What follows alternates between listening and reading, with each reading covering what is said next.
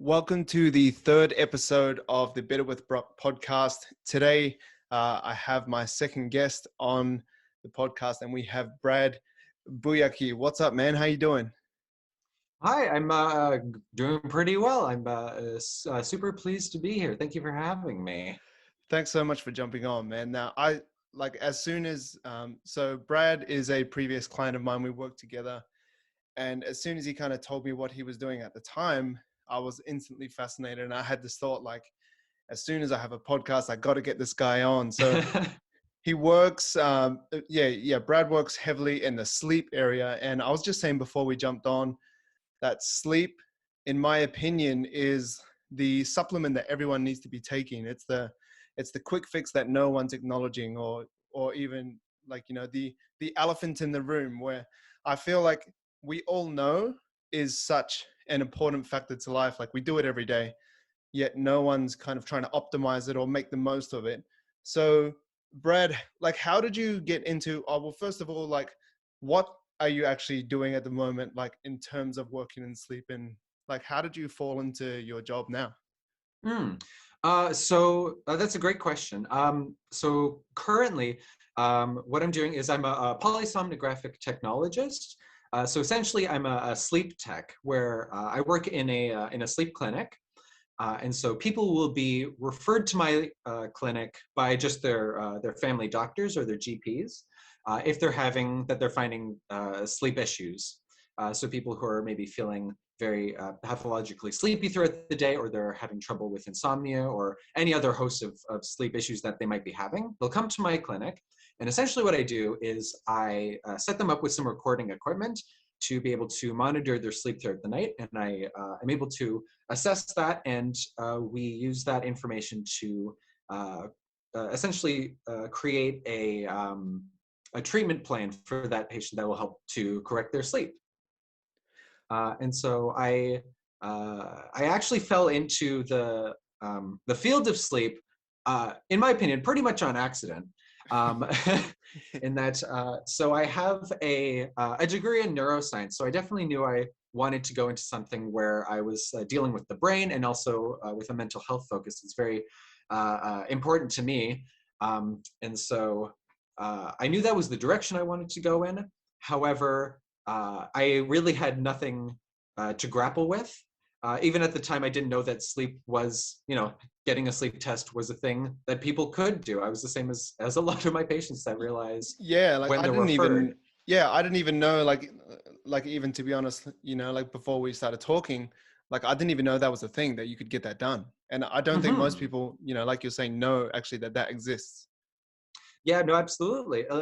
It's definitely becoming a thing that is more popular and more widely known, but it is still very much not talked about very widely. I feel like a lot of people have the sort of mentality of their sleep, or oh, if I didn't get a good night's sleep, I just need to, I don't know, sleep more next time, or like sleep in on the weekend or something like that, without realizing maybe there is a way to have that assessed to see if there is maybe something that's actually can be corrected, or something that's preventing them from getting any good night's sleep like that. And so it wasn't until I was looking for opportunities in a mental health capacity that the hospital I work at is a mental health hospital. And so when when I was looking for positions there, I was talking actually with the manager there, and she was saying, "Oh yeah, of course, we have some volunteer opportunities right now.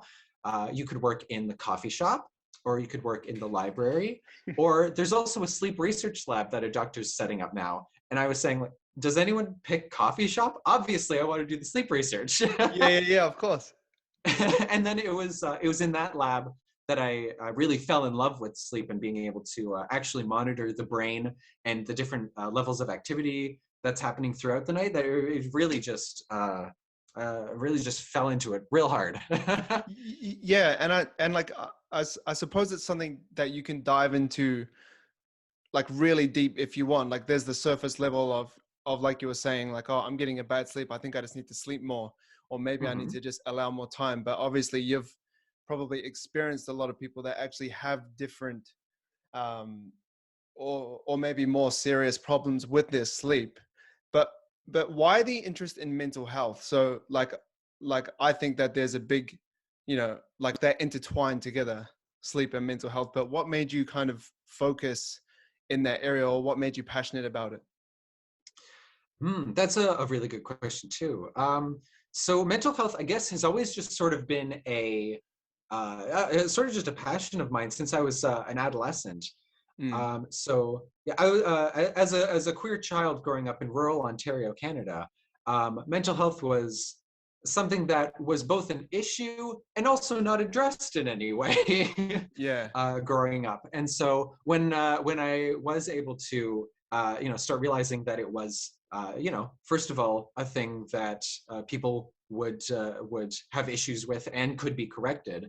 Mm, I just became very interested in that and finding how the brain works and ways when it's maybe not working as optimally or correctly as we'd want it to, being able to actually correct that through like non-invasive therapies. So things that aren't surgeries, things that are like behavioral cognitive things, where it's someone just sort of doing the work and putting in practice to be able to correct something and having it work effectively. And that's something I just fell in love with.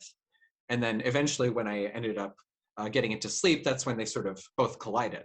yeah. And I feel like mental health is such a hot topic now. Like I think in some way there, like one thing I don't enjoy is seeing online people kind of feeling like it's a contest, like, oh, like kind of almost comparing like my mental health is worse than yours. But like like Mm. like I think that, like initially the conversation was awesome, and that people were like, say in the fitness space, obviously that's where I hang out. It's always physical health, and then people are leaving their mental health behind. And then I feel like because people were talking about it, they were getting such a response. And then it kind of turned into this thing like, oh, mental health.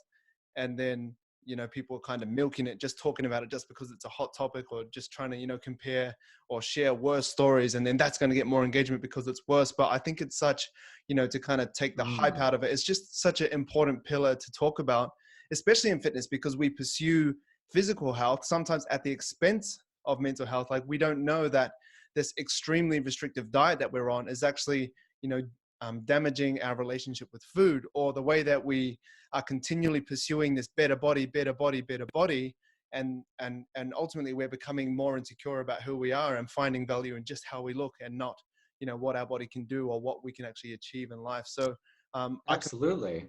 I completely agree with your, or I guess am aligned with your passion for mental health as well. I think that's where it's cool that there is more awareness in mental health, so people don't leave it behind. Because unfortunately, I think in Australia, the number one killer for men between the age of, I could be butchering this, but somewhere between 25 to 40 is male suicide.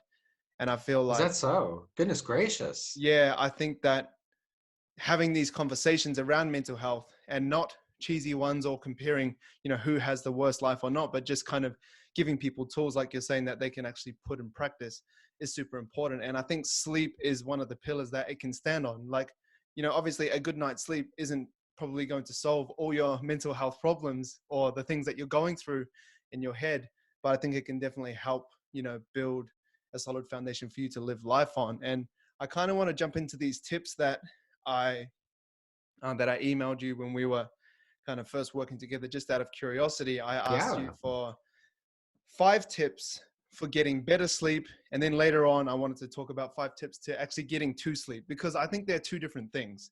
Like having a great sleep is one, but if you can't get to sleep, there's kind of no point in focusing on that. So I Exactly. Yeah. yeah.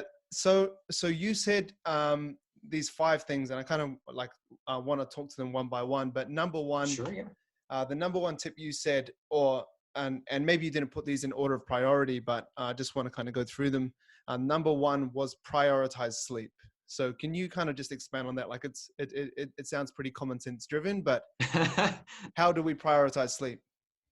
Yeah. So also, yeah, no, the order I sent them into as well isn't so much important, like in terms of priority as well, because they're all very important, and I wouldn't, I guess, necessarily rank them because they're all very good tips to know and just like things to have in your arsenal for just general knowledge about sleep education. Yeah. So yeah, first of all, prioritizing sleep, I find tends to be one of the things that falls by the wayside in a lot of cases, especially that I'm seeing, where people will tend to have an attitude or thought process about sleep, where sleep is seen as more of like a waste of time, or like the rest that you can get after all the things that you have to get done in a day is done, then you like can have some rest of sleep, which is a pretty common misconception for sure. Actually, Is like, that yeah, I mhm, have to jump in here. I was like that. yeah. I was laughing with my fiance's family the other day because we found an interview that I was in back in 2014, and I was very hustle, sleep when you're dead, and and I remember saying in the in that interview, I actually said sleep is overrated. And then like I said, a wise man once said sleep when you're dead. And then I was like, man, what an idiot I was. It was like, I was just young and ambitious trying to take over the world. But, looking back at that, it's just crazy. I definitely fell into that trap, and I'm sure you've heard it a lot. And in another 8 years, who knows, looking back on this episode of the podcast, if we're going to think the same thing, oh, how foolish we were, but Yeah. How foolish, 7 to 9 hours. What a joke. Yeah. exactly. But for now, that is what you should do for sure. Yeah. Until proven otherwise, this is the good stuff. Yeah. So for sleep, it is a really very active process for the brain, for sure. And so, in the way I think about it, it would sort of be the same to me is if you're thinking about like, oh, I went to the gym and I exercised, and that was a waste of time, or like, oh, eating food, that's just a waste of time. These are things that your body physiologically needs to be doing. And so thinking of it as just like putting it on the back burner, or something that doesn't uh, is something that you can just skip over or not prioritize, is a place where a lot of people do sort of get stuck on, where oh, sorry, you're frozen, and I want to make sure you're still there. Oh, I'm still here. Yep. I'm still here. Okay, perfect. Sorry. Yeah. That's all right. Uh, so being able to think of your sleep in that way really can do a lot to change um, sort of just the down the stream attitudes towards your sleep, and then the behaviors around your sleep. Is just starting to think of it as, so the same as eating right, or going to the gym, as like, this is the thing that you need to do to be healthy. Like, obviously you absolutely can stay up very late, not get not very good sleep. You can do that. It's just, if you also expect to have good sleep, you can't. Yeah. It's like you can. Mhm. No. Sorry, you go. Oh, sorry. I was just going to say, it's the same as, you can eat junk food all the time, but is that going to be good for your body? No. Yeah. And so trying to think of like, oh, here's the like one weird trick you can do where you can just do whatever nonsense you want to your body in regards to your sleep. But if you do this, then it's all fine. It's not going to exist, because it doesn't exist anywhere. Yeah, and I think that prioritizing sleep can often fall by the wayside because we often, live busy lives, and we try and squeeze too much in and think, yeah, that it's a waste of time, that nothing's happening. Oh, I'm just losing 4 hours or 6 hours or 8 hours. But Mm-hmm. I think also it's not like it's not very obvious. Like sometimes you will sleep. Like I've had it where I sleep 4 hours and I wake up and I feel amazing, and I'm like, and so you think, oh, maybe I don't need that 7 to 9 hours, or you get away with it a couple times, but it definitely does catch up. Like I've had times where, especially when I was personal training face to face, you're Mm-hmm. trying to squeeze as many clients as you can during the day, and the busiest times with personal training is before work and after work. So your Mm-hmm. sleep gets heavily Absolutely. affected. So because say in the corporate gym, which is where I was based in the CBD, they would come to the gym, you're very busy from, let's say, 6 p.m. till about 8:30. So you're up at 4:45 getting into the gym before 6. And then you're doing Mm-hmm. the morning block, which is busy. And then during the day, it's a bit like lunchtime's busy because it's a lunch gap. So you have these lull times, which are like somewhere between 9 to 11:30, and then somewhere like 2 to 4:30. But you can't go to sleep then. And then you're busy again from about 7 till 9.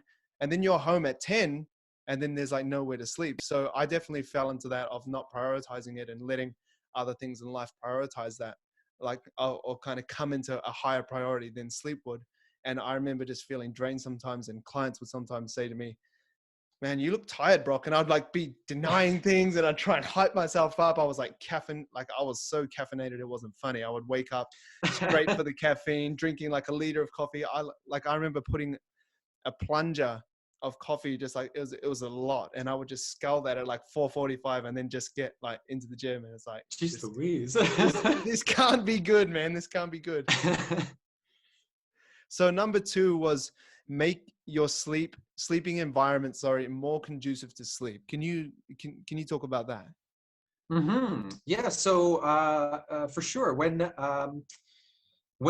you're going to be going to sleep, and actually really just every aspect of your day, when you're going to be eating throughout the day, when you're going to be exercising throughout the day, the human brain is remarkably obsessed, I would say, with trying to make patterns and trying to predict what you're going to be doing.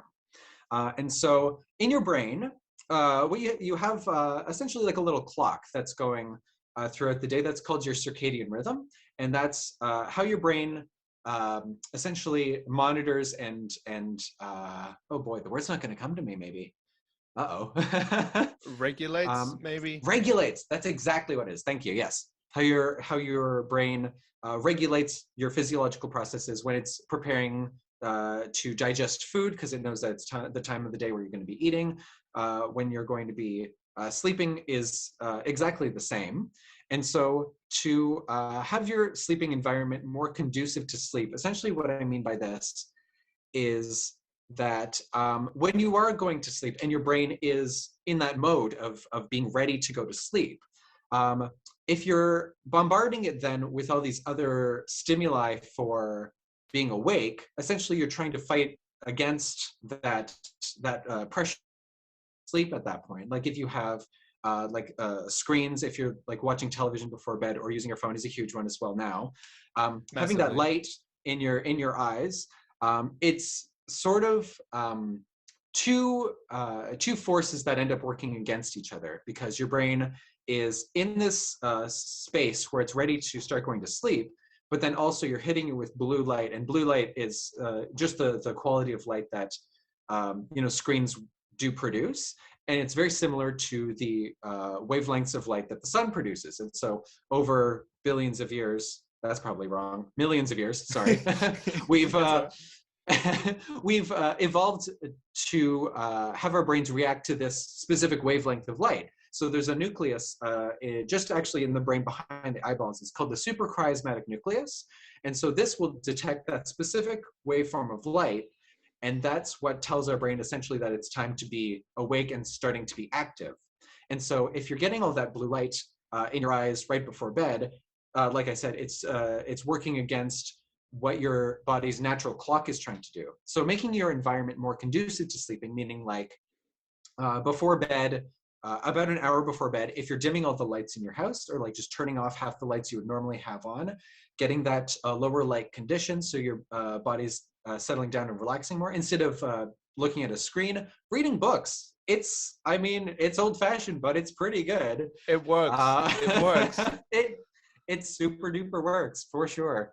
Also having, if you're someone who's unfortunate like me, who works at night and maybe sleeps during the day, making sure that there's as much darkness as possible, getting really good quality blackout curtains to make sure that there's as little light as possible. If there's noise, if you live maybe in a busy city, or if you live in a place where there is a lot of noise going along and that's interrupting your sleep, maybe white noise or something to block your ears to keep all that ambient noise out, so that you're able to settle down before bed, and also even throughout the night. Or actually, maybe I'll save that for getting to sleep when we get to that part. yeah. Okay. Before I start blabbering on.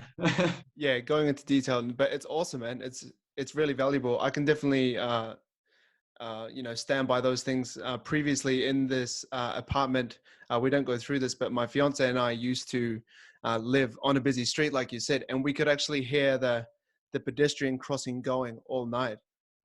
So Oh, it's the like, beeps, do, do, I do, do, guess. do, do, do, do, do, Yeah. do, pop, pop, pop. It was like, oh man, like sometimes when we'd wake up during the day and we didn't have very great curtains as well, so it was a little bit bright. And then we're Mhm. listening to the pedestrian, man, like it's, that definitely impacted our sleep. So we're grateful to be where we are. Mhm. Moving on to number 3, no smoking or drinking.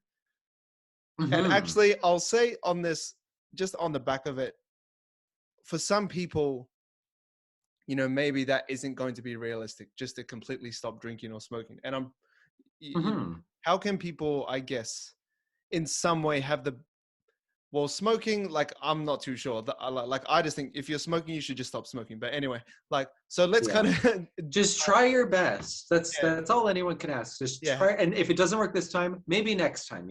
Every time you'll get a little bit closer. yeah. I like the attitude. So how can people, I guess, kind of manage the, let's kind of focus on drinking. Like, how can they manage that? Yeah. Because, for some people, it's a part of their social life. It's a part of, their career as well, going out for dinner with clients and doing all that stuff. So like, how can people manage that? But also, talking about the importance of no smoking or drinking for better sleep. Hmm. Talking about like going out for drinks with clients, that is something that I hadn't thought about before. You're right. That does definitely complicate the interaction of drinking and sleep for some people. Yeah, Mm, absolutely. Um, so I guess in cases like that, and even just in general, for sure, drinking as a social activity as well. That's obviously going to be happening most often in the evening after people have finished work. Usually, I would hope not before work, but yeah, but you never know. you never know, I guess. But so really, it's I wish, I guess, I had something maybe more sensational about it, but it really is sort of just the basics of like in moderation. So only, obviously, getting blackout drunk, that's not going to be good for anything, really. Yeah, Um, for a lot of reasons. yeah, so having only a couple, and also really focusing on like knowing when you are planning on going to bed, and not like stopping at a time where it's you'll have enough time to metabolize some of that before you have a chance to go to sleep, because and it certainly is a thing that some people will sometimes do, is having a drink before bed as sort of like a quasi sleep aid, because alcohol, for sure, it is a depressant, it is a drug, and so taking it like it's a sleeping medication is something that some people I find will do, Mm, and it does help you fall asleep, because that's is exactly what it does. It helps you fall asleep. But in terms of the sleep that you're getting once you are there, is drastically worse, I would say, because the action of alcohol that has on the brain, essentially, when you are going through your sleep, is all the different sleep stages that your brain naturally goes throughout your night. The rhythm that it has becomes very disrupted. So there's a stage of sleep called REM sleep, or rapid eye movement sleep, which is very crucial for people to get throughout the night. It's one of the stages where people are going to be doing most of their dreaming in as well, for instance. And what alcohol does is it suppresses that a lot.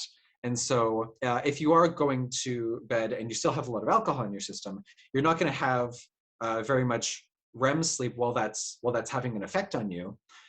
And so you might not be getting any of those nice cognitively restorative aspects to your sleep that you would get from having a good amount of REM sleep.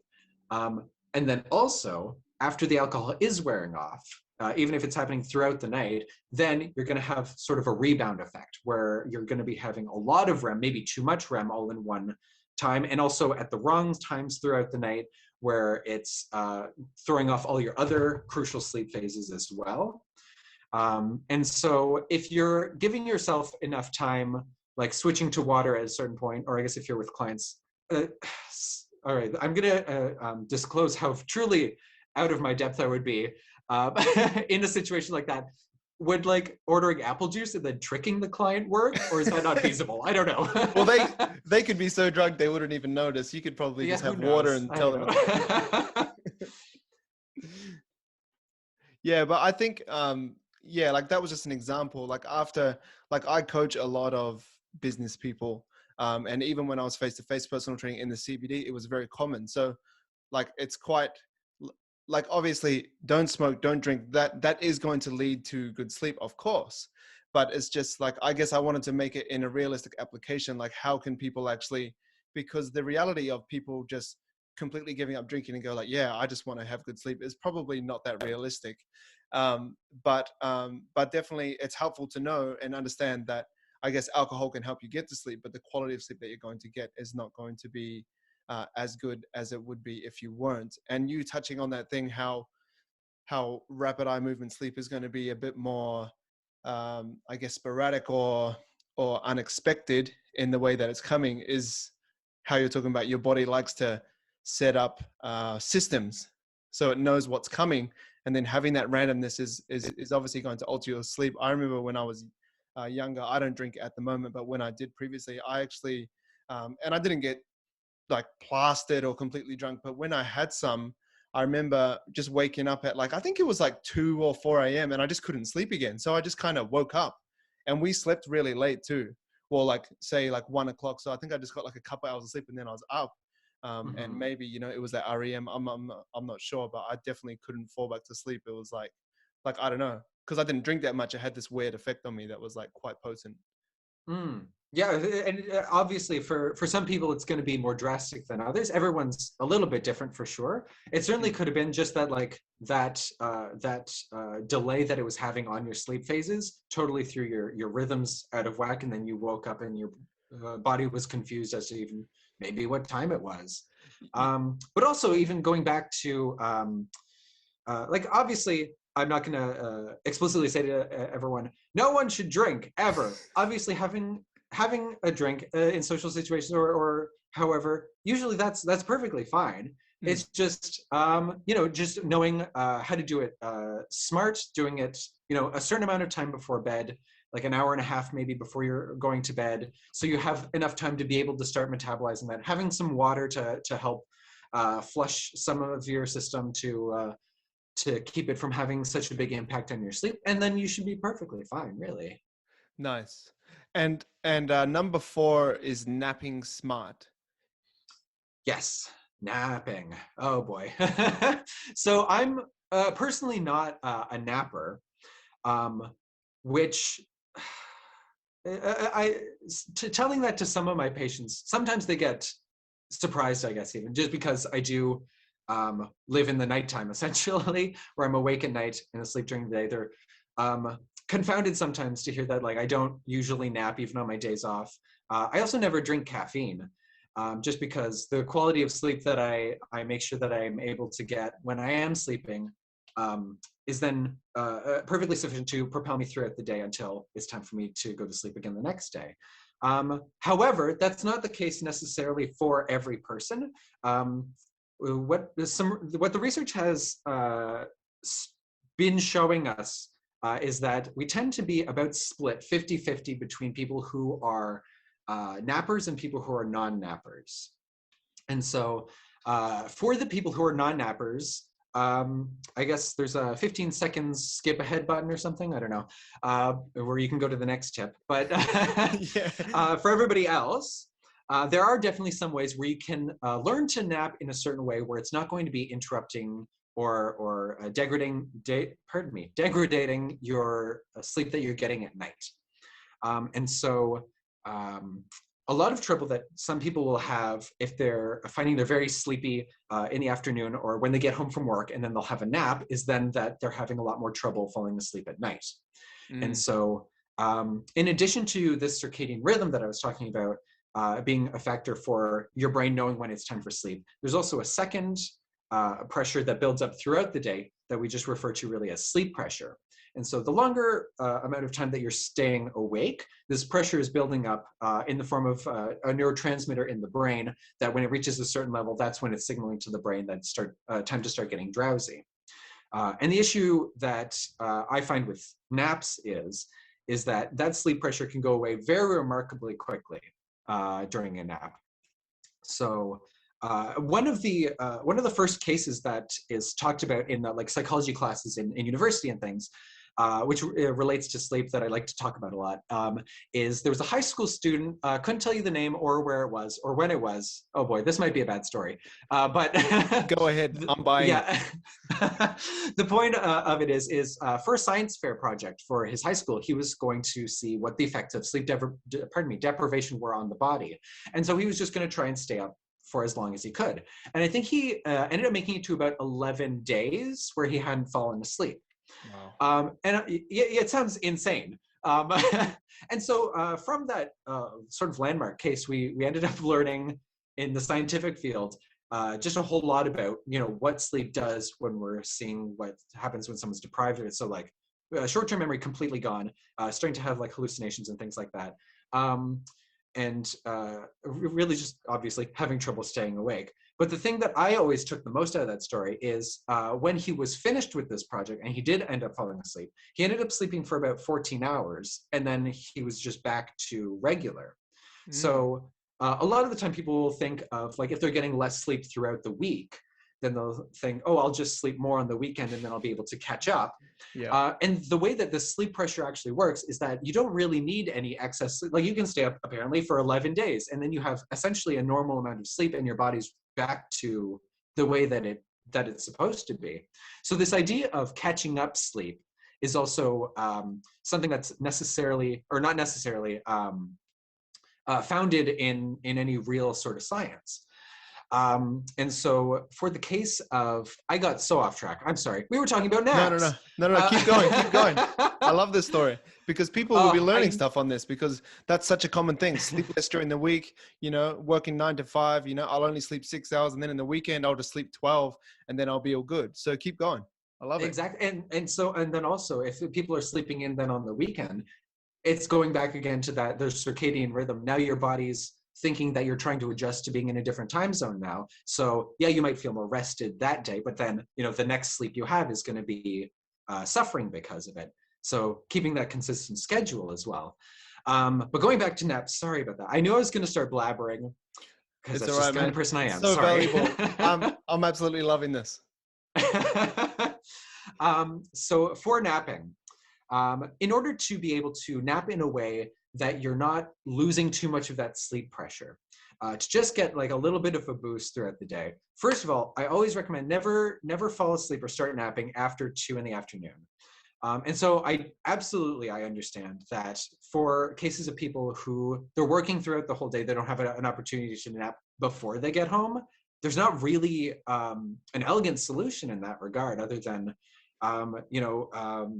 either finding a way to be able to stay up until it is your bedtime so that you can keep that schedule and have enough sleep pressure to be able to both fall and stay asleep throughout the whole night.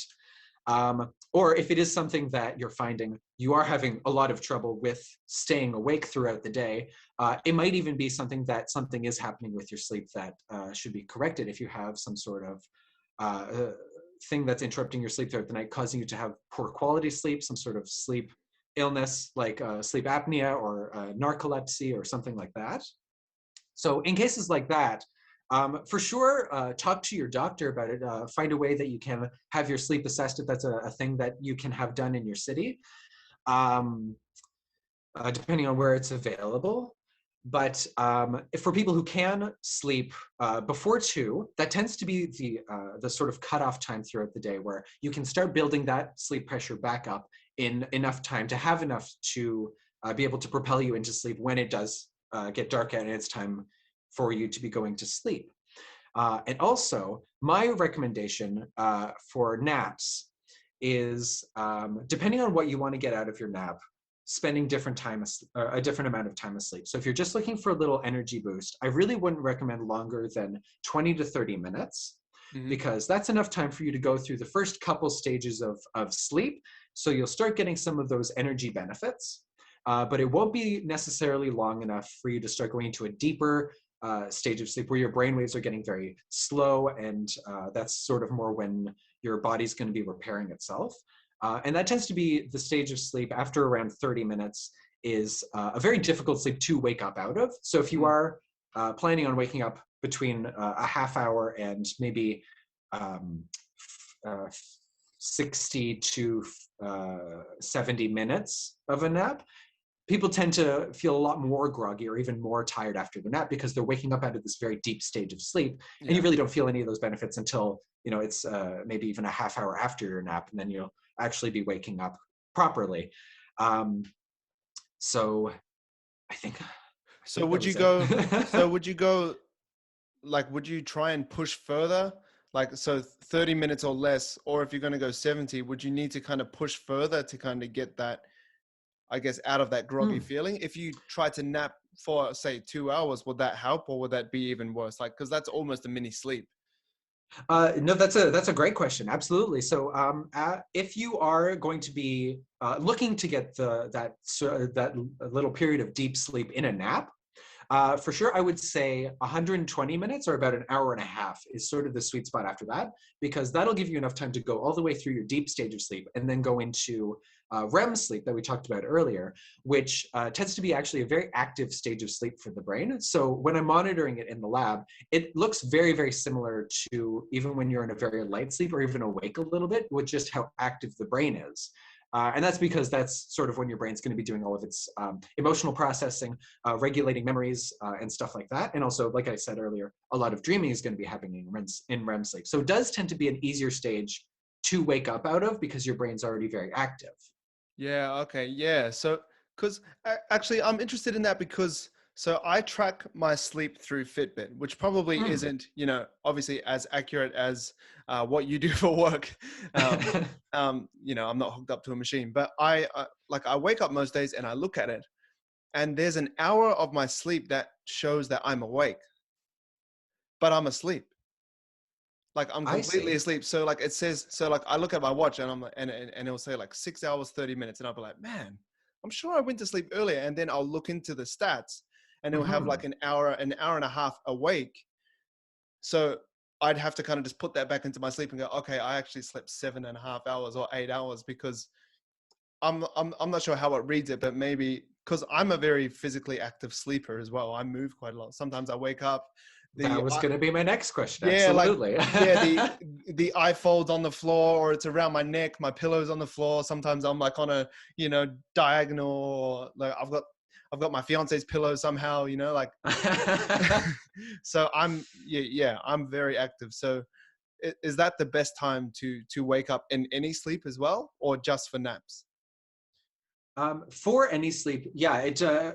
So the way that the sleep cycles tend to go through. So what I talked about earlier about starting in the lighter sleep, going into a deeper sleep, and then having some REM, that happens over and over throughout the night, typically in chunks of about an hour and a half to 2 hours, depending on the person.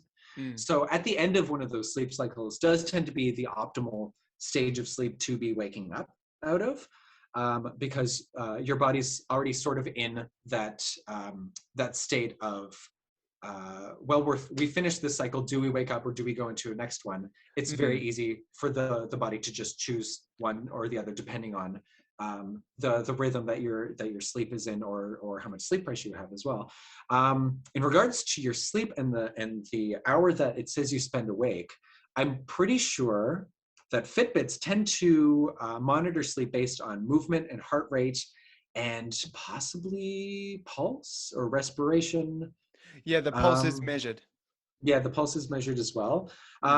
Yeah, so if you are having a very active sleep, if you're moving, the kind of person who tosses and turns a lot throughout the night, then I can definitely imagine that misinterpreting that as being awake. Alternatively, there are definitely potentially times where people might even be waking up throughout the night and not realizing it. Yeah, that So, was one of my questions that I was kind of wondering, mhm. to Fitbit or to the world or to you. Like, yeah, am I just not sleeping that well? Because I feel rested when I wake up. Like, I'm not, like, I feel like I haven't slept 6.5. If I sleep 8 hours and it says I'm awake for an hour and a half, I don't feel like I've slept 6.5. Like, I do feel asleep, but then, I don't trust myself as well. I could just think I'm dreaming, but I'm actually in real life. Um, Sure. yeah. So you can just be awake, but kind of not realize it. Yeah, and it happens a lot more frequently than you might think as well. One of the things that I think really struck me the most when I started working in the sleep field is realizing how just really god awful we are at assessing our own sleeps. Yeah. Yeah. So a lot of the times I'll even have patients come in with very severe insomnia where they'll say that they spend hours and hours trying to fall asleep. And even in the lab, I'll come in the morning to start unhooking them from the wires, and they'll be very distraught. They'll say like, "Oh, I didn't sleep at all. Do I have to like come in and have another test done so you can get information?" And I'll have to be like, "Well, actually, you did. You slept quite a bit throughout the night, and then maybe you just are having trouble realizing it." And so that's maybe rather than a trouble with the actual sleep itself, it's a problem with the perception of sleep or the relationship the person has with sleep. Mm. And sometimes they'll be like, "No, I didn't. I know better." I'm like, "All right, whatever, go home. Yeah, yeah, yeah. I'm not here to argue with you." Yeah. Well, it's the same But in fitness. hmm? Yeah. Sorry to jump in there. It's the same No, in absolutely. it's the same in fitness. So research is very clear that we think we're more active than we are, and we think we eat less than we do. So I think I think we think we're about 50%. It's around 50%, 50% more active than we are. So people report like, oh yeah, I do this and I do that, or with their diet, like, no, I definitely don't eat that much. Like it was somewhere around 47% less or something like that, where we think like, yeah, and I think it just shows that we're really poor at analyzing ourselves. Like we always give ourselves the benefit of the doubt. Absolutely. That's something that I personally found when I started training with you and started keeping track of steps, especially trying to get that 10,000 steps in a day. And then seeing, oh, going from the couch to the kitchen is not as far as I thought it was. It's not 1,000 steps. Yeah. It's not that. How is that possible? I'm sure. Uh, Yeah. and so, in terms of sleep perception as well throughout the night, there are definitely some times where I'll be treating someone specifically with like sleep apnea or some condition where someone's having trouble with their breathing throughout the night. Where sometimes it'll be happening where someone will have a pause in their breathing throughout their sleep, and then the brain obviously starts recognizing that it's not getting as much oxygen as it needs. And so what it does is it'll pull them out into a lighter, like less restorative stage of sleep, or sometimes even just waking someone up entirely so that they can start breathing normally again. But if someone's very tired, or if they were in a stage of sleep where they're trying to get back to sleep, they have a lot of called sleep inertia.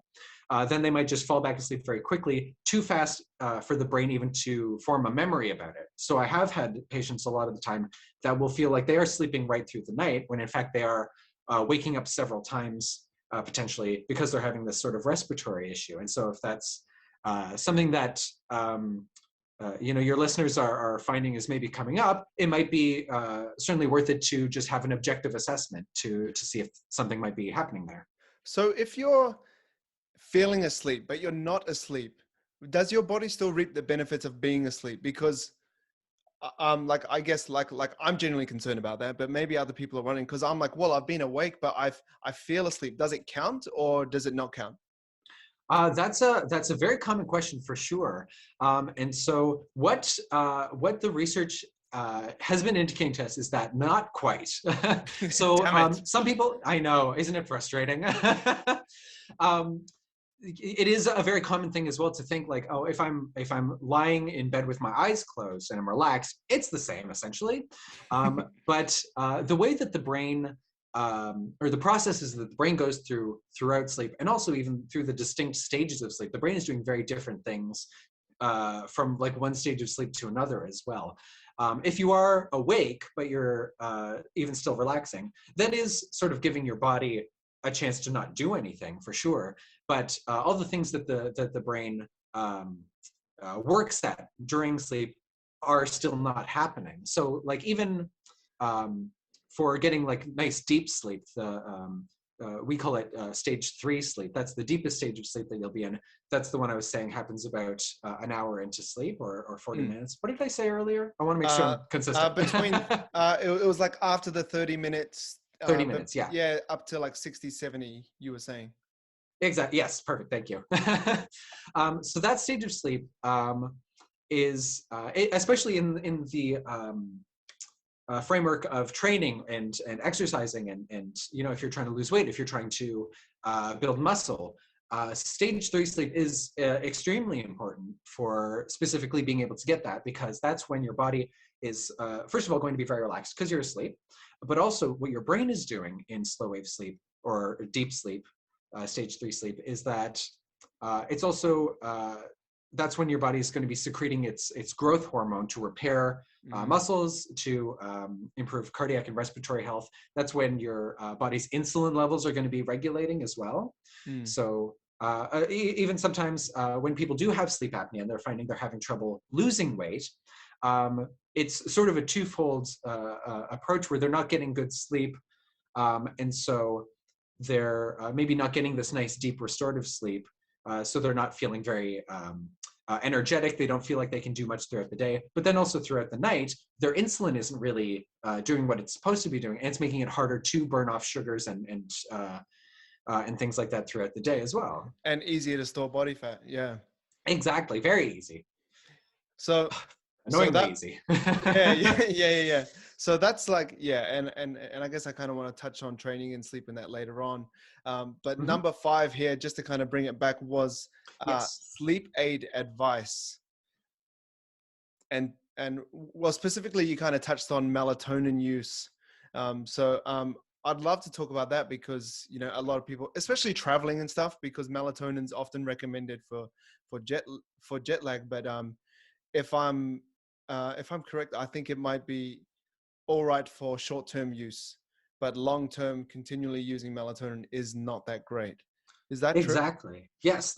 So exactly what you're saying as well about jet lag. That's the way I always like to frame it as well, for sure. Where melatonin or these other sort of similar over-the-counter sleep aids, that whatever might be available in your country, wherever you're listening to this. These are really things that are intended for very short-time use. Like if you are adjusting to a new time zone, to try and sort of entrain your sleep onto a new schedule. So these are times when you have your regular sleep-wake rhythm that your body really wants to set into, but then something's happened where like the daylight is now not happening at the same time as always. That'll help to just pull your sleep in a certain direction to reacclimate your body to its surroundings. And because really what your body wants to do when it's making these rhythms is it's going off of your surroundings, when it's light out, when it's dark out, that kind of stuff. And so melatonin is a great option for helping with that until your sleep is where you want it to be, and then letting your natural processes go with how they should. Or in cases where maybe people are having more trouble with if they're tending to stay up very late at night and sleeping in the morning, trying to pull that back to a schedule that works better with like someone's work, for instance, if they have to work early, moving that back in that direction.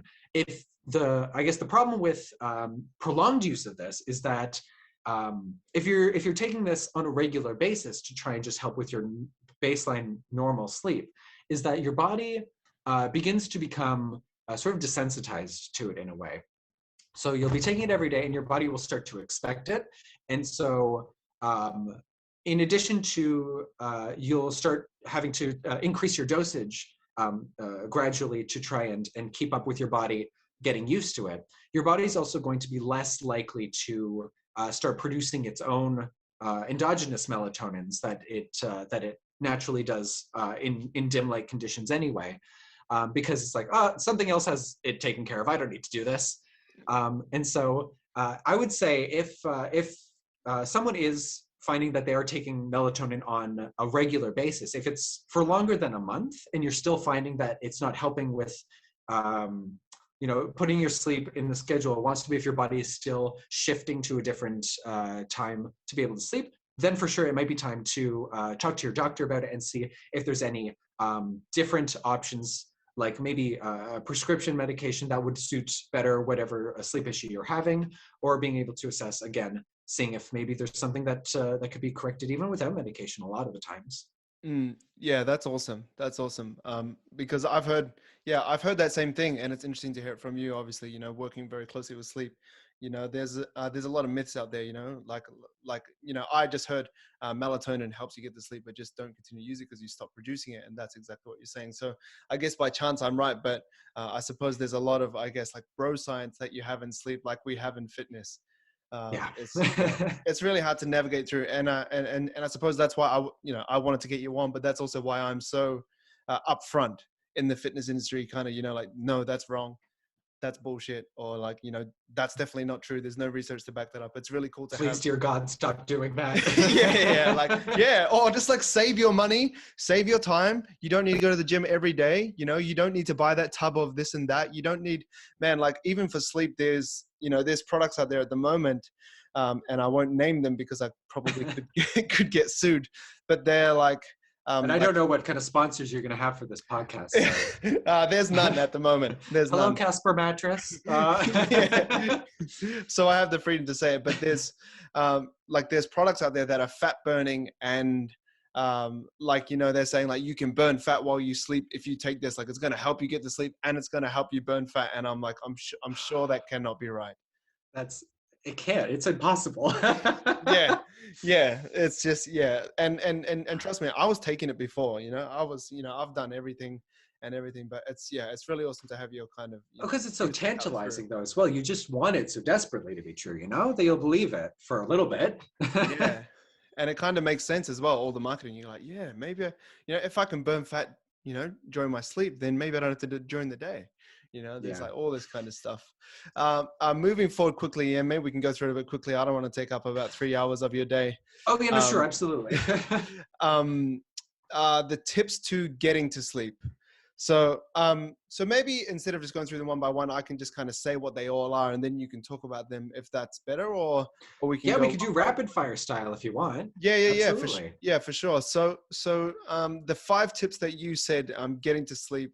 Pre-bed routine, so having a pre-bed routine, and then you can kind of explain what that looks like. Keeping your schedule consistent, which we've kind of touched on. No phones on the bedroom, we've kind of talked about that too. No caffeine in the afternoon, and prioritizing relaxation. So do you want to just, I guess just, be a bit more, rapid with the answers, because or else, man, I think we could talk all day about this. No, I'll just touch on each one a little bit and sort of explain, make it a little bit more easy to grapple with, I guess. Great, but it's been awesome, man. It's such good information. Well, I'm glad. Yeah, I'm just happy to help, frankly. So in regards to pre-bed routine, in addition to, I guess I sort of talked about it a little bit earlier, in addition to your brain having this rhythm that it likes to go to, it also likes to anticipate things. So even more so even than just going to bed at the same time every day, if you do the same things before bed each day, like an hour before bed, if that's when you're dimming your lights, if you then maybe brush your teeth, you start reading maybe at that time. If you're doing these things the same time every single day, then your brain is not only in that rhythm, but it's also getting these additional cues of like, okay, these are the things that we always do when we're getting ready for sleep. So that when you do turn off the light, your brain's already exactly in that mood of like, this is what we're doing now, and I've already seen ready this before. Yeah. Exactly. I know what's going on here. Yeah. So having just a routine that you can stick to each day before bed, like just like a half hour before bed, something that you're just doing consistently to get your brain in that headspace. So what have you found that works for you? Sorry to jump in. Like what works for you for your pre-bed routine? Like, is there anything that you do? Like, obviously you said everyone's different, so everyone has like a kind of personalized approach, but like what have you found that really works for your pre-bed routine? My pre-bed routine is very strict because I am falling asleep typically just when the sun's right coming up. So I've got that early morning sunlight that's trying to wake me up. So I got to fight real hard against that. So what I do typically to go to sleep is I actually have these orange goggles that make me look like an insect weirdo. But awesome. The tint of them, and it's a company in Toronto that produces them, and they're really fantastic, where they block a lot of those wavelengths of light that are in the blue spectrum. And so it's not acting on my brain and telling it to wake up. So I'm only getting orange light. And so it's helping sort of like just how your brain naturally starts getting sleepier when it's looking at a sunset.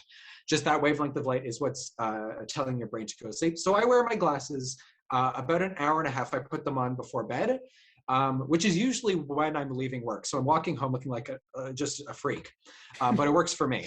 Uh, and so I find, and this is sort of more actually in your domain with fitness and nutrition. Not sure if it's necessarily the best thing to do. I find I cannot fall asleep if I'm hungry, so I'll have like a little bite to eat as soon as I get home, like a handful of nuts or something, just to keep the grumblies at bay. Yeah. And then I'll brush my teeth, and I'll start listening to something just like a podcast, possibly the Better with Brock podcast. Episode Could be very 3. helpful. I'll start listening to a podcast just to keep my mind from a lot of stressful thoughts like, oh, what if things I have to do the next day, or things coming up that I just to keep my mind occupied on something else, but not too much that it keeps it from falling asleep. So I find listening to the radio, listening to a podcast you've heard maybe 100 times before is very good. And also that's sort of what people like to do with television, but in a capacity where you don't have that blue light is better. So if it's a non-visual medium, definitely preferred. If you're the kind of person who likes to listen to something while falling asleep, but that's what I do, and I'm out like a baby. Yeah. So do you put like a podcast timer on and then fall asleep to that? Yes, exactly. On the podcast app that I use, I set it to just stop at the end of the podcast or at the end of the episode, and I never make it more than 10 minutes in anyway. So yeah, that's awesome. Moving on to the next one, keeping your schedule consistent. We kind of touched on this already, haven't we? Yeah, there's not, I think, too much more that I really had to say about this. Just, being aware that your body really, it's just a glutton for consistency. So just finding a schedule that works for you and sticking to it, and your body will thank you for it. No phones in the bedroom. Actually, this is a big one. So I want to start on this, kind of what I've been doing recently. So I used to just sleep with my phone beside me, like on the floor.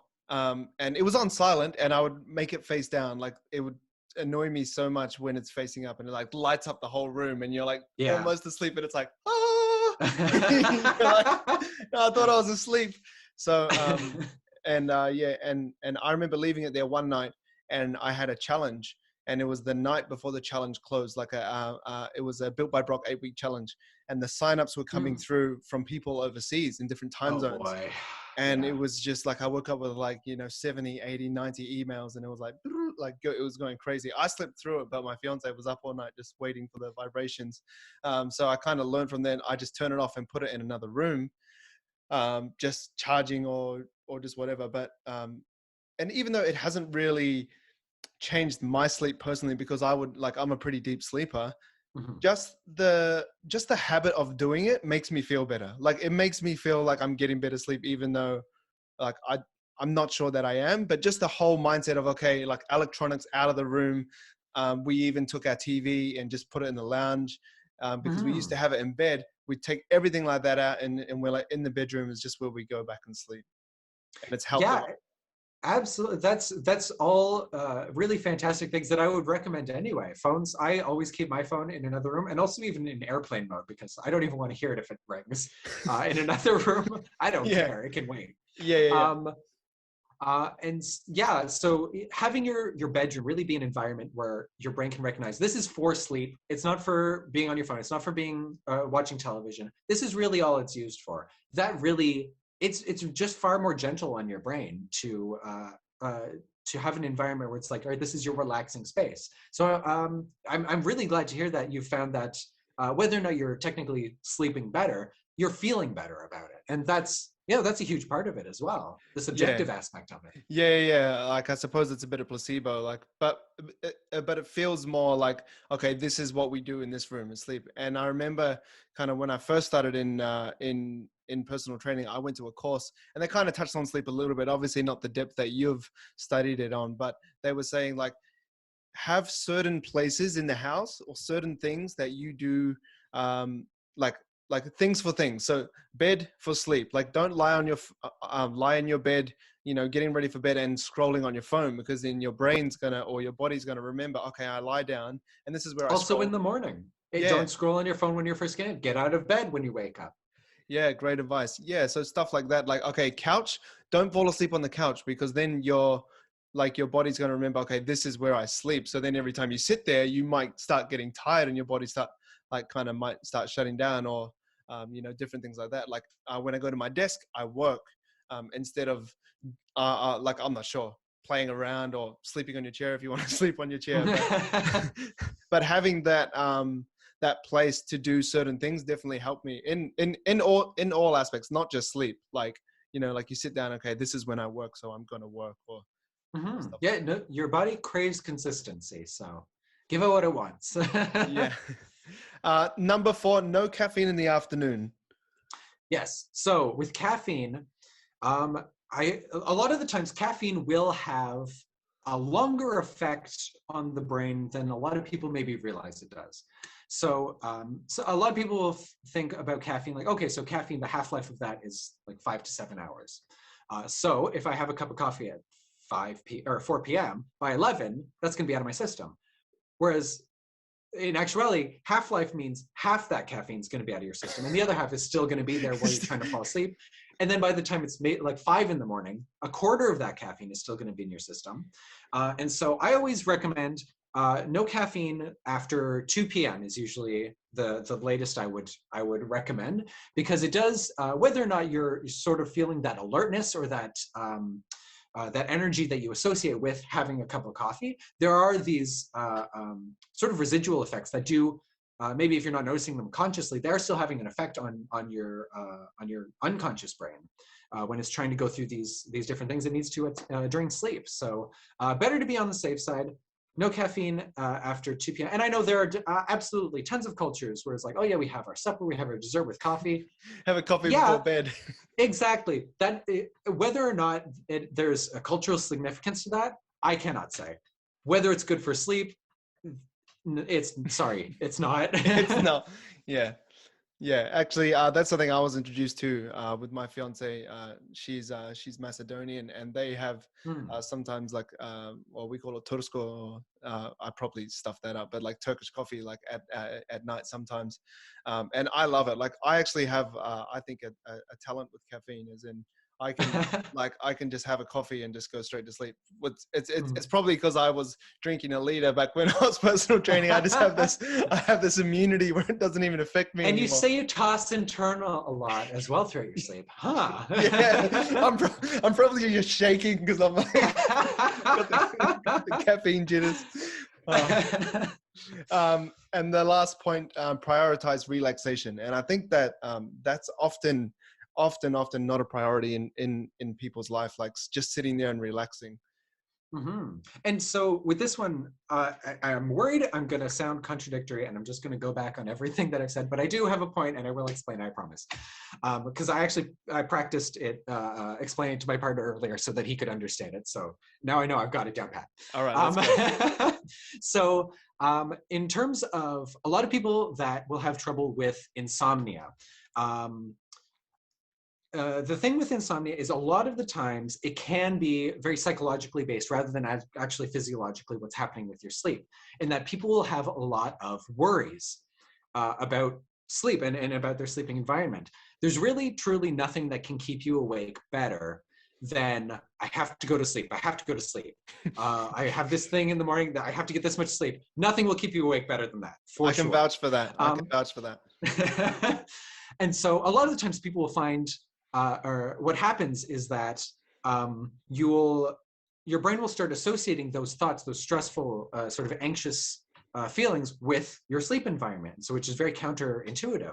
Like I was saying, have your brain have this specific place for sleep so that it can recognize that. But if you're having this emotional association with sleep where you're getting very anxious and stressed out about it, that's also going to be how your brain interprets it. So sometimes I'll find, even when people are coming to my lab and I'm hooking them up with wires and things and expecting them to sleep with it, they'll find, oh, I actually had a great sleep tonight for some reason. And it's because they're in a new environment. Their brain's not having that same association. So I find the best thing that works when patients come into my lab and they're worried about being able to fall asleep, I tell them, try your best. Don't even worry about it. Yeah, you might not fall asleep, and that might happen. But if you're just lying there relaxed and you know that it's okay, it's all right to have a bad night of sleep maybe tonight, and then maybe your next one's going to be better. if you just aren't concerned saliently with like, I have to fall asleep, I have to fall asleep. If you just focus on relaxing, just sort of be more in the moment, usually sleep will really like get its stranglehold on you at that point. So So, just prioritizing relaxing more than sleeping necessarily, I guess is what I meant by that. so do you think that's why like maybe listening to a podcast or having white noise or having like almost a little distraction, not like a TV show or something to really captivate you, but like just like kind of sounds to be like, okay, I'm not just lying there going, I need to sleep because tomorrow I have a big meeting, or tomorrow is a big day, I really need a good sleep. um Absolutely. is Yeah, there it any, works for me. yeah, and is there any recommendations that you would have for people that just kind of like, because I know a lot of people that struggle with sleep, like waking up in the middle of the night, not being able to sleep, heaps on their mind. Is like, is there anything that you'd recommend? You mean aside from recommending going back and listening to the first two episodes of the Better Brock podcast? Yeah, yeah, I would and just recommend. kind of like and just trying to be in the moment and stuff like that, because I can imagine people just going, okay, I'm just going to be in the moment, and then they're thinking about being in the moment, and and then they're worried about two things, like, That old chestnut, absolutely. yeah, Yeah. What I would say for people who are having trouble getting to sleep, if they're having those thoughts, the flight of thoughts, having trouble quieting their brain, either even at the beginning of the night or throughout the night, if they're waking up having trouble falling back to sleep, the best rule of thumb to go off of is after maybe about 20 minutes to a half hour, get out of bed. You might be thinking like, oh, I have to get this much sleep. You're not going to be sleeping regardless. So breaking that association of having these thoughts in bed is the best thing really you can do at that time for having proper sleep hygiene. So after about a 20 minutes, half hour, if you're still not asleep, get out of bed, start doing just something else, do some dishes, maybe like start reading something, and then only go back to bed when you are feeling tired again, so that your brain will be able to reform that association just with being tired, not with having all this stress about it. yeah, that's great advice. I actually struggled with that recently. um I fell asleep on the couch, so breaking all the rules that I've been talking about. But I Oh, it's so fun acknowledge to break these rules. rules were made to be broken, right? So we were watching The Office, because actually that's hilarious. I've been watching that a lot lately. It's very funny. Um, and we fell asleep on the couch with my fiance, and I think it was in that time that you said that's not a good time to wake up, because I woke up feeling tired, but it was also a bit too much because it was 9:30 at night. So I napped at 9 till like 9:30, 9:45, really not good. And then I tried to sleep for an hour. I was staring at the roof. So I woke up and I just started working. And I think I fell asleep again at maybe 1 or 2. Like I didn't feel great the next day, to be honest, but I literally feel like I'm just like lying in bed, staring at the roof, and it's not doing anything. Like, and I was doing that thing. I need to sleep. I need to sleep. I need to sleep. And it just didn't work. But then, so you were saying that when you did end up falling back to sleep at 1, that was after. Sorry, had you said you were Yes. just? Yeah. So I was laying in bed, and then I just got up and I started doing things like you were saying, like, Mm-hmm. and just kind of did it because I was just thinking about it. I need to sleep. And I was thinking, oh no, I'm going to wake up early to try and work, and I'm going to be tired. And I was just like accumulating all these thoughts. So I just got up and did things until I felt tired again. And then I fell asleep. Okay. Like obviously it was a shorter sleep, and that, well, obviously napping at 9 o'clock is not the ideal situation. That's probably definitely the cause. But I think also, and this is a bit of a side tangent, but lying down in bed, sometimes the thoughts cannot be that great. Sometimes your mind can go into a bit of a rabbit hole. So I thought it might be better to distract myself with a bit of work or a bit of something, to actually kind of pass the time, because you think, bad sleep. And then sometimes I go down like a bit of a negative rabbit hole. So it was good to kind Absolutely, yeah. of, to get my mind off it. And you know what? Not even always negative things. I've spent hours trying to fall asleep and not being able to because I started thinking about all the cool things I would do if I got like psychic abilities. So it's really just any thoughts. It's not great. So well, I would have preferred that than the way that I was going. It definitely, I was no, like, fair okay, enough. I need to get up now. And lastly, I just wanted to touch on the 7 to 9 hour recommendation. So that's kind of, what I've been recommending. That's what I believe like the research is kind of pointing us in this time. But why 7 to 9 hours? And maybe what happens if there's, if there's less than 7 to 9 hours? And I know this is probably a big conversation, but I'd love to hear your thoughts on it, and then we can kind of wrap it up. Yeah, no, absolutely. So the 7 to 9 hours is the essentially the standard of sleep that we as humans need.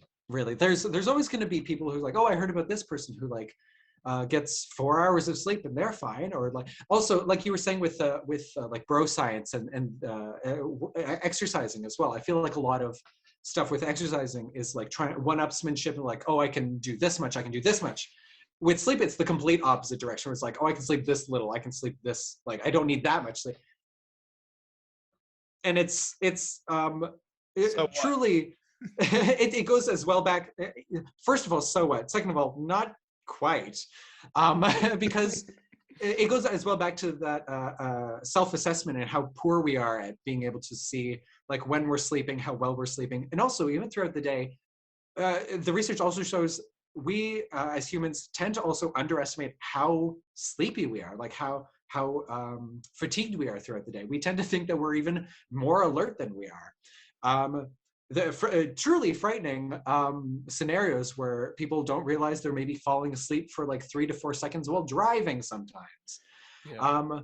So the 7 to 9 hours is essentially hardwired into our genetics as the amount of time sleep that we need because of the different things that your brain needs to accomplish throughout the night. So we talked about those sleep phases that happen once every 90 minutes to 2 hours throughout the night, and they'll happen over and over again. And so even between those sleep cycles, there are distinct changes as well. Whereas at the beginning of the night, what you'll do is you'll have much longer deep sleep periods that stage 3 sleep that is used a lot for repairing your body, making sure your muscles are functioning properly, and especially the cardiovascular muscles. You really want to keep those healthy for sure. And then you don't have very much REM sleep at all, maybe only 5 minutes in the first sleep stage. And then each subsequent sleep cycle you have throughout the night, your deep sleep periods, your slow wave and 3 sleep will get shorter and shorter, and your REM sleep periods will get longer and longer. And so in order to get enough of both the deep sleep that you want for repairing your body and also your REM sleep that you want for memory consolidation, emotional processing, and also all the smaller stages of sleep in between that your body also uses for oh boy, I forget the word for it. Performative memory? That's probably not it. Procedural memory. There we go. These are like, especially when you're training, learning a new exercise, having your body learn the specific movements it has to go through. You need a certain amount of these other stages of sleep as well for your body to be able to acquire these skills. So is that where that whole sleep on it thing comes from? Like, when you're studying, I'll sleep on it, and you'll get absolutely. And you know what? It's viewed as sort of just like an idiom or something people say. It's actually how it works. When you sleep, your brain goes through these processes where it's moving things from short-term memory to long-term memory. There's a certain stage of sleep where you'll have these very quick bursts of neural activity called sleep spindles, and that's been associated with learning new behaviors of like. If you're starting a new exercise, you might be really oh, sorry. Am I allowed to swear? That's all right. It's fine. Oh, sorry. Really bad at it. No sponsors. We're good. Okay. You might be really bad at these exercises the first time you try, and the next day you'll find it comes a lot more easily because you've had these sleep spindles, and the more you have in a night has been associated with being able to learn things better. And so the reason that we need the 7 to 9 hours, depending on the person, is because that's when you'll get the optimal amount of stage 3 sleep at the beginning of the night, and as well as REM sleep near the end of the night. And so most of your REM is happening right in the morning, which is also why we tend to wake up in the morning from dreams, because that's just more when we're having our REM sleep. And then also, so that's why if you're getting less than that, you're not really getting all of it. You might be getting a lot of deep sleep, maybe not very much REM sleep at all. And so that's why definitely not less than 7 to 9 hours is recommended. On the other hand as well, sleeping longer than that, people who sleep maybe 10 to 12 hours, that's also not recommended because as you're going through your sleep and your REM is getting longer and longer, if you're continuing to sleep, because of how active the brain is during REM sleep, you might find if you're sleeping in, you might even feel more tired than if you would have gotten up at your regular time because your brain is starting to fatigue itself even just with how active it's being in this stage of sleep. So keeping it in that window is really the sweet spot. Wow, man, that makes sense. With my memory, my family, especially growing up, like in that phase where I told you I was like hustle, hustle, hustle. I thought, sleep when you're dead, sleep is overrated type of thing. My memory could not have been worse. My brother was like, he was always laughing at my memory. My dad was like laughing at my memory. But now I've come to a point where, and it was pretty much when I transitioned from face-to-face personal training to online training, because I had more time in the day. I was no longer waking up at 4:45, sculling a liter of coffee to go and, train clients for 14 hours and then come back and sleep for 4 to 6 hours and like repeat it. I actually had time to sleep. My memory has actually become a lot better. And like my fiance said the other day, like, she said it a few times that I have really good memory. And I'm like, man, that's definitely Well, not well, true. well. But